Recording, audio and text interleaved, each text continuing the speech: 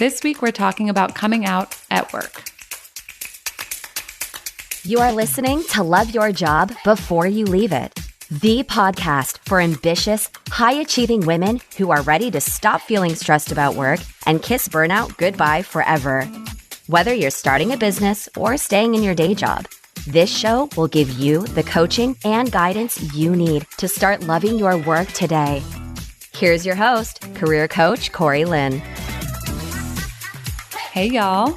This week, we are talking about what is for me a very personal topic, something that I have experienced and some of you may be experiencing. For others of you, this may not be exactly relevant in like a one-to-one way. Like this might not be an experience for you, but I invite you to listen along because like with all things coaching, there's always something useful in there, even if the coaching is directed towards someone who's having a very different life experience than you are.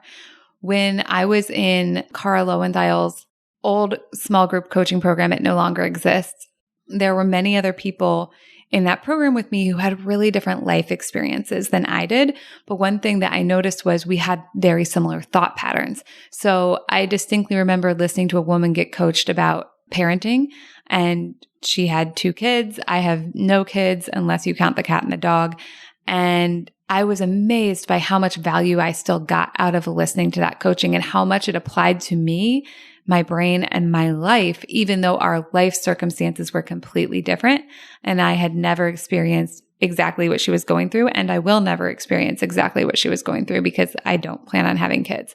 So I say that because I think sometimes people look for the coaching that is topic relevant to what they're going through.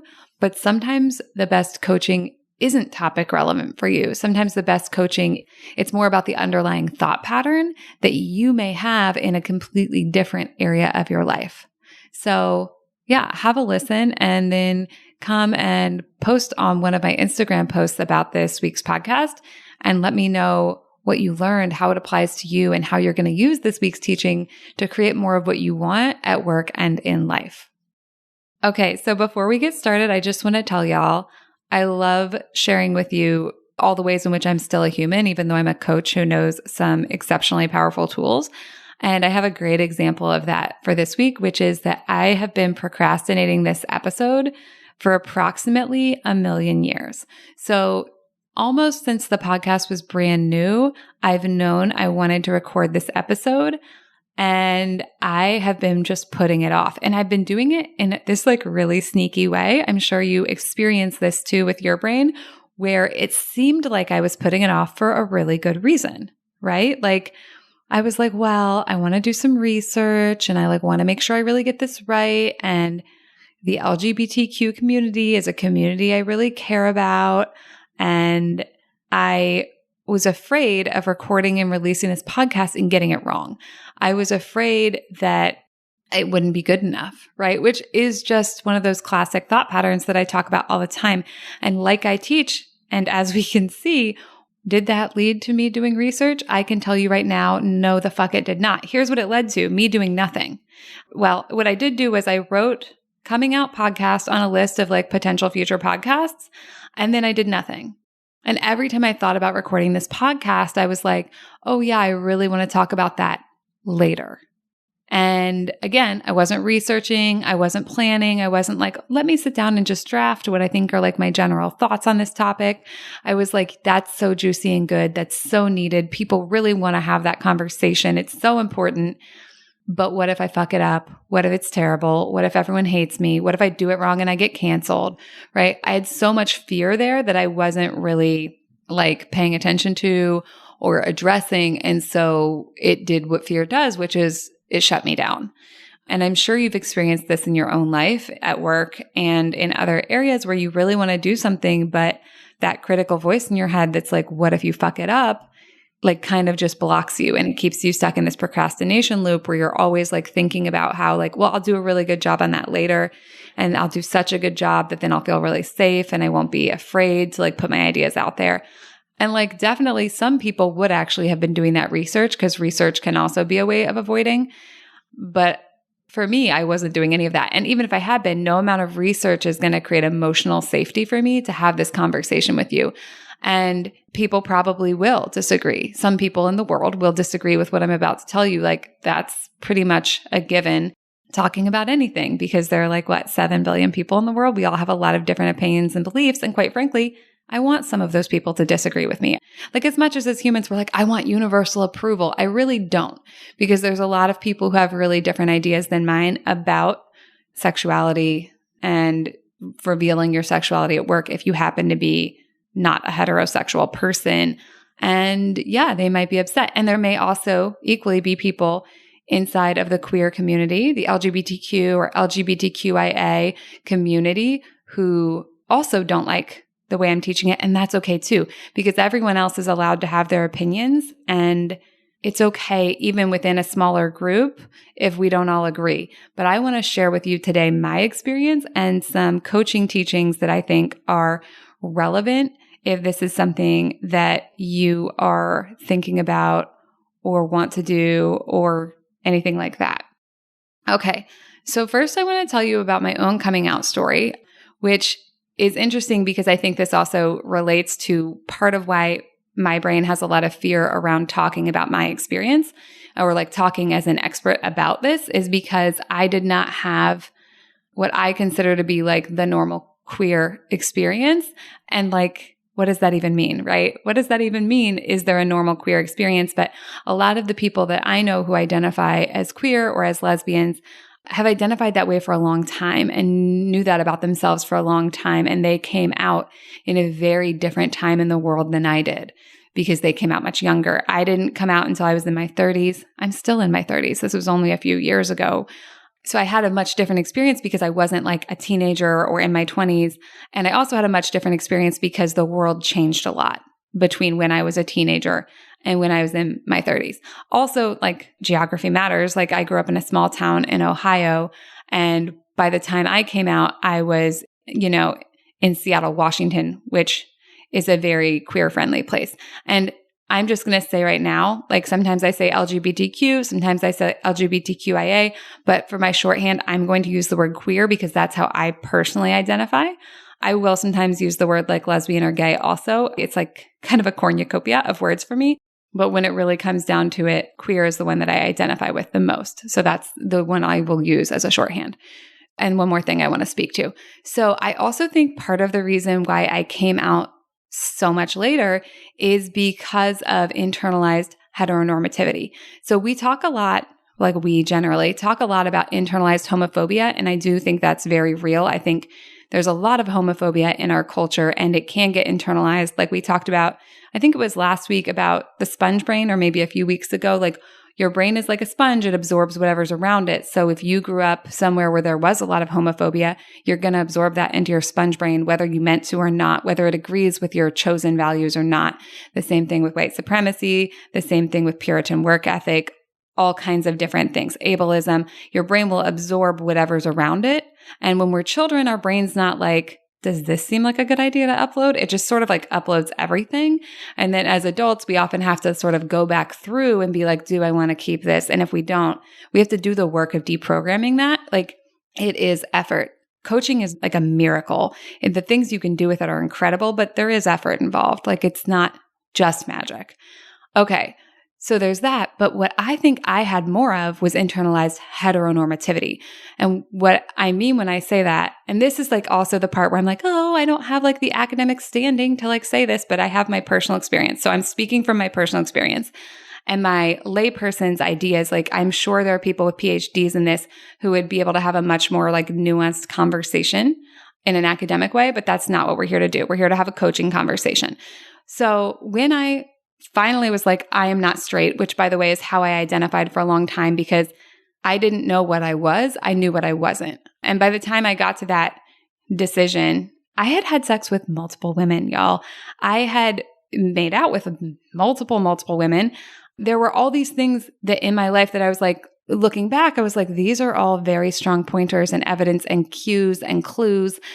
And I missed all of them. And by I missed them, it's not like I didn't notice them. Like, I was present when I did the things I did, but I used my confirmation bias to explain them away. Here's what this looked like. So even though I had had sex with women on purpose and enjoyed it and was like, yes, that's a thing I would like to do more of, I was so deeply believing in my own heterosexuality and in heteronormativity that I somehow managed to categorize that as like part of me being straight, which doesn't make any fucking sense, but that is the brain on social conditioning. Okay. So here's the thing that happened too. We have this messaging in our culture that if a woman wants to make out with or have sex with other women, like she's doing it for attention. And I totally bought into that idea. Not like consciously, subconsciously, right? That's the social conditioning piece. So even when I would do these things, I would be like, oh, do I really mean it? Am I just trying to get attention? Like, am I just bored? One of my strongest narratives was like, oh, I'm just adventurous, which is interesting because honestly, I don't know that I'm actually the most adventurous person, but that was the way my brain categorized my forays into queerness, basically. I was like, oh yeah, I'm like a straight girl, but I'm like wild, or I'm a straight girl, but I'm like adventurous, or like I did go through a brief period when I first moved to Seattle where I was like, oh, I'm pansexual. But again, I questioned myself about that so much. Again, even though I'd already had multiple sexual experiences with women, most of them just with women, not even with like men and women. I'm really like letting it all hang out on this episode, y'all. But I think this is an important conversation and I'm willing to like share my personal history with you to have this conversation. All of the evidence pointed to Corey is not a straight person. And yet my brain took all that evidence and took its little confirmation bias and was like, oh, I'm probably actually a straight person who's just adventurous and wants attention. And so I just want you to see like how dismissive that is. Not on purpose, but subconsciously, I was so dismissive of my own sexuality that I couldn't even see it for years. Maybe 10 more. I don't know. Math is not what we're doing here on this podcast. We're doing coaching. So I don't know what the math is. The point is, I second guess the shit out of myself.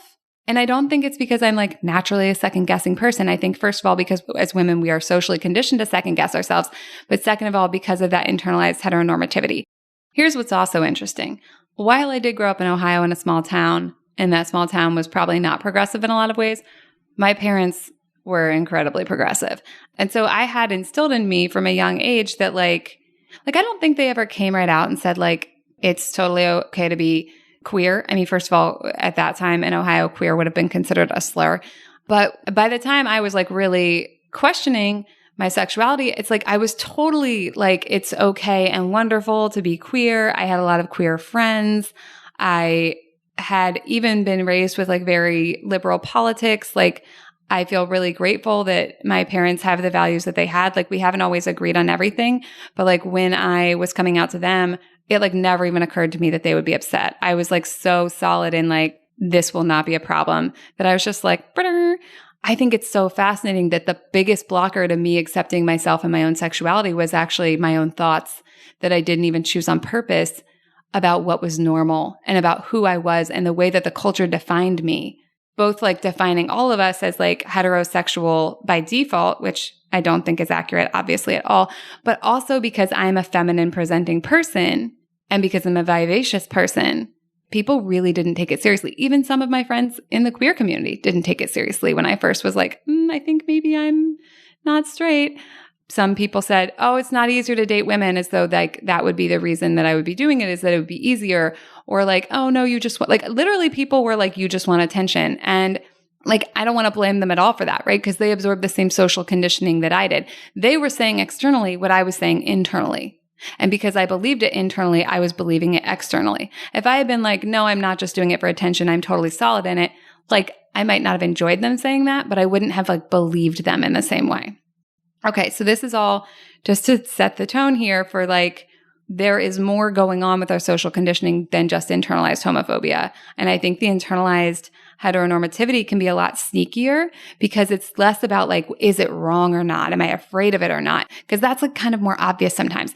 The internalized heteronormativity, from my point of view, is so much more subtle because it's just like, oh no, none of that counts. Like, no, you're really straight. You're just a teenager, or like you're just, in an exploratory phase, or you're just curious, or you just want attention. Like it's so dismissive just of like our actual experience, and it's so dismissive of anything that's not the the heteronormative experience. Okay, so that's all of that. That's all the pre-stuff for my personal experience. And I think that matters for how I came out at work because, again, I'm feminine presenting. So sometimes if you present as more like non-binary or more masculine of center if you're a woman, or there's different kinds of like presentations also in the male spectrum of homosexuality, where it's like, I know more about the female experience, obviously, but like there is this idea that femmes have to always come out of the closet again and again, because when people look at us, they don't assume we're queer. Whereas there are certain people when people look at them, they assume they're queer. There are also, of course, heterosexual people that people look at and assume they're queer and they're wrong. So that's all of that. But for me, in my experience, I felt really awkward coming out at work. And I think it's different than what a lot of people went through, because for me, I wasn't worried that people wouldn't accept me because I was queer. I was worried that people would judge me because I had talked about dating men and then I was talking about dating women, and I didn't want to have to explain any of it. So I kind of did this thing where I just didn't address it. Like I had talked about having a boyfriend, and then I just talked about having a girlfriend. And then I like quietly, like surreptitiously just like looked around to see what would happen. I think it's really interesting. And again, I think this is more that I was afraid of being judged as a person, like people thinking I was just doing it for attention, versus what I think is the much more common experience of like being afraid of being unsafe. I was not afraid of being unsafe. So if you are, that's a totally valid experience. It's just not what mine was. And it's not what my particular self-judgmental thoughts related to. So if you want to come out at work or not, and like, honestly, my vote on that is do whatever the fuck you want for whatever reasons you want. Like I would look back to the episode on like, should I leave my job or not? I think this is a very similar thing. Like a lot of people think like if you're queer, you should come out. I don't agree with that. I think it's a personal choice. I think if you want to, it's available. Coaching tools can help. And if you don't want to, you're allowed to not do that. Right. And I'm talking about sexuality, but there's all kinds of different stuff, right? Like sometimes we have parts of ourselves that we don't want to share at work. And my clients and other people will be like, oh, am I like being dishonest by like not sharing this? Am I, lying to people? And my take on that is you get to choose how much of yourself you share with people. And my question is, do you know your reasons and do you like them? So that's that. So like whatever you choose to do, that's up to you, right? I think it has to be up to you.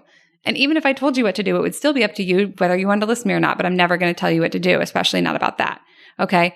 So whether you want to or not, totally your choice. But if you do want to, I think a question to ask yourself and to help you guide yourself through this process is, what am I the most worried about? Right? So for me, what I was the most worried about was people judging me and someone coming right out and saying, but you were dating a dude like 2 weeks ago or like 2 months ago. Like you're dating a woman now. Like, are you bisexual? Are you gay? Like, and I was worried about that because I didn't know how to answer those questions, because where I had gotten to in my own thing was, I don't fucking know. I just know.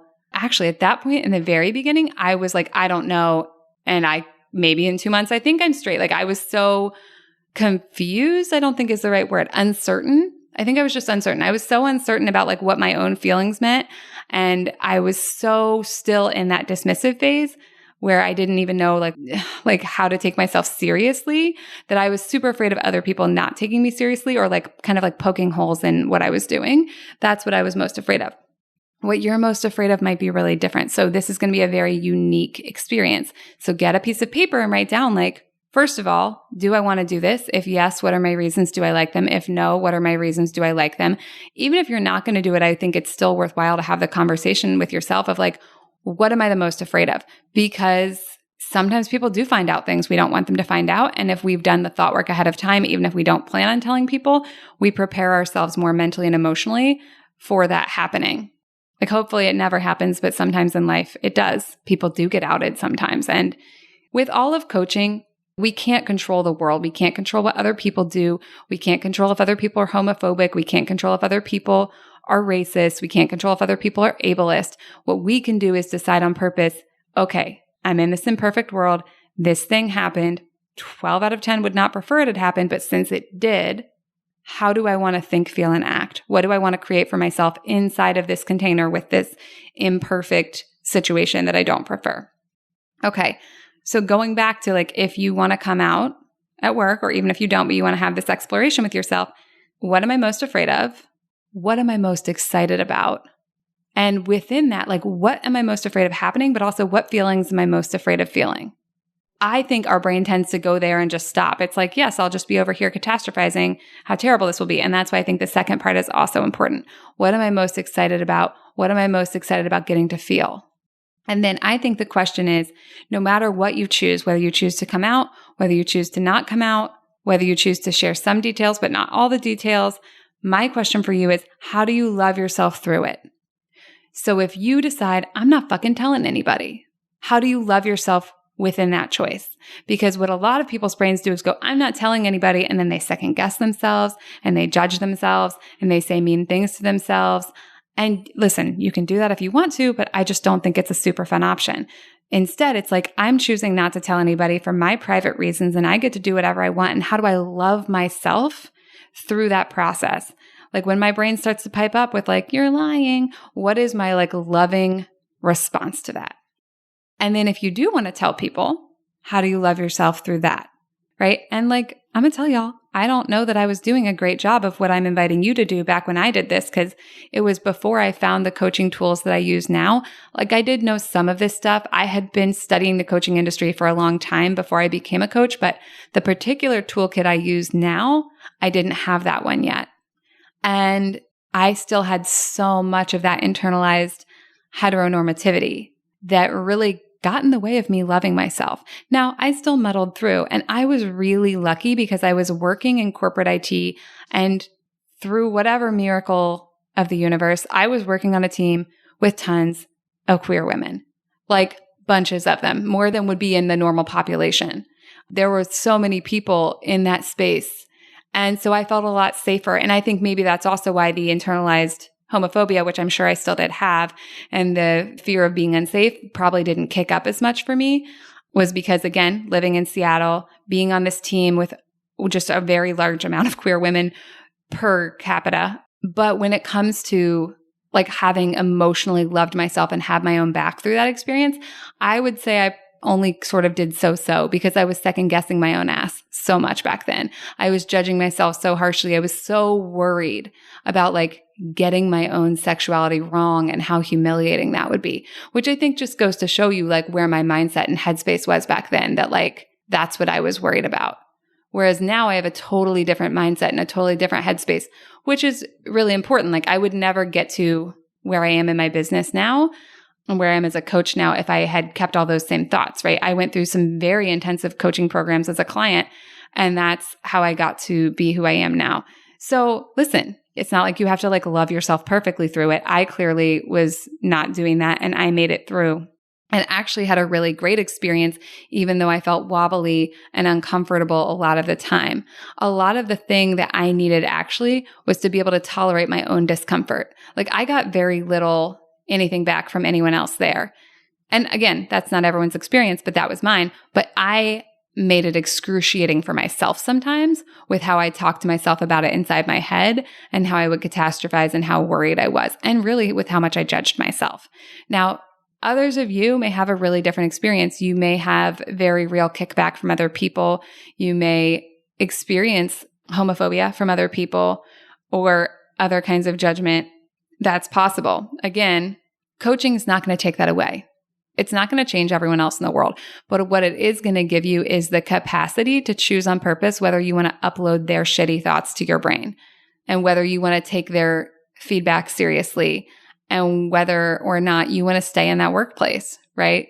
Like you get to do whatever you want for whatever reasons you want. And when you really know that and kind of like metabolize that into your mindset, it gives you so much more freedom. And then we don't need to control other people. I mean, I do think it would be great to live in a culture with no homophobia, but that's not currently on offer. And so living in a culture that does have some homophobia, I think it's much more powerful for me to think about, okay, if that's going to happen and I might run into it, how do I want to think about that? And how do I want to feel about it? And what do I want to do? And what results do I want to create for myself? And sometimes that means being able to think differently when I run into a person who does like say something homophobic. And sometimes it means like choosing to live somewhere where I think I will run into less homophobia. Now, I live in California. Even in California, I could still run into homophobia and I would still choose to manage my mind about that. But I think it is totally fine for you to do a mixture of deciding how you want to be in the world with your mindset and also deciding like what things you want to put into place on a more circumstantial level to create the life you want. If you put the circumstantial things into place and don't do the mindset, it doesn't really work, because the thing is you could live in the most liberal part of the country, but if your brain's still replaying something, homophobic someone said 20 years ago to you in middle school, you're going to have that emotional experience now, even in the safer place. So I don't think just changing the circumstances works. But I do think when we choose on purpose how we're going to think and feel, we do still sometimes want to change the circumstances to create more of the experience we want. Okay, that was kind of a lot, so let's review. If you want to come out at work, there are certain tools that can really help you do that and have a better experience of it. If you don't want to come out at work, that's totally your choice. My only question, whether you want to come out or not, is do you know your reasons and do you like them? And then once you're through that, the question is like, what am I really afraid of here? What am I really excited about? And how can I love myself through it? Right? So if we're really afraid of people judging us, that very well may happen. So how do we love ourselves through that?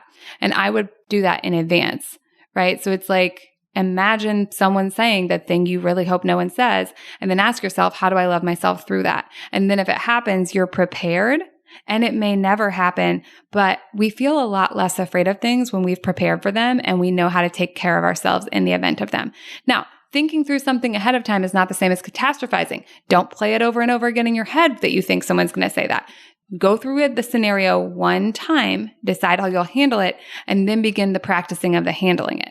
So what I'm saying here is don't rehearse the part that's shitty you don't like. Instead, rehearse the part that's good that you do like. Rehearse the self-nurturing.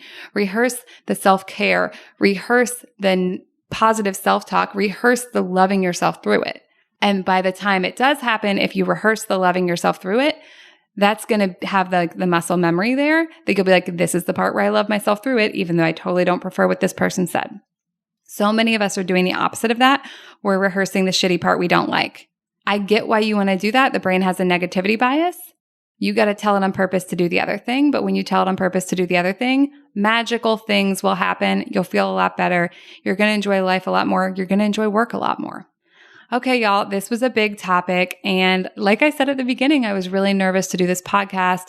And I'm totally open to suggestions and feedback and questions and comments and all of it. And you can come find me on Instagram at Corey Lynn, and we can have a conversation about it. I hope y'all have a lovely week. Oh, and P.S. Happy Pride. That's why even though I procrastinated my motherfucking face off, I was like, I got to get this out during June because it's Pride and this is the time to have this conversation. And if you love what I teach and you want some help taking things a little bit deeper and figuring out how this all applies to your own life, I've got good news for you. I've got space for a few new one-on-one coaching clients starting this month. So let's hop on a call. I'll give you some coaching right away to help you get going. And if it seems like a good fit, I will share with you how we can work together. Just head on over to my website and click on the Work With Me button and get started there. Also bonus, my coaching offering is totally virtual so as to better serve my global audience. And yes, I do work with people who are not native English speakers, and we've had great success doing that. There's even a testimonial on my website with someone in that category, so you can check that out on the testimonials page. All right, y'all, have a lovely week, and I will talk to you next time. Bye. Thank you for listening to Love Your Job Before You Leave It. We'll have another episode for you next week. And in the meantime, if you're feeling super fired up, head on over to CoreyLynn.com for more guidance and resources.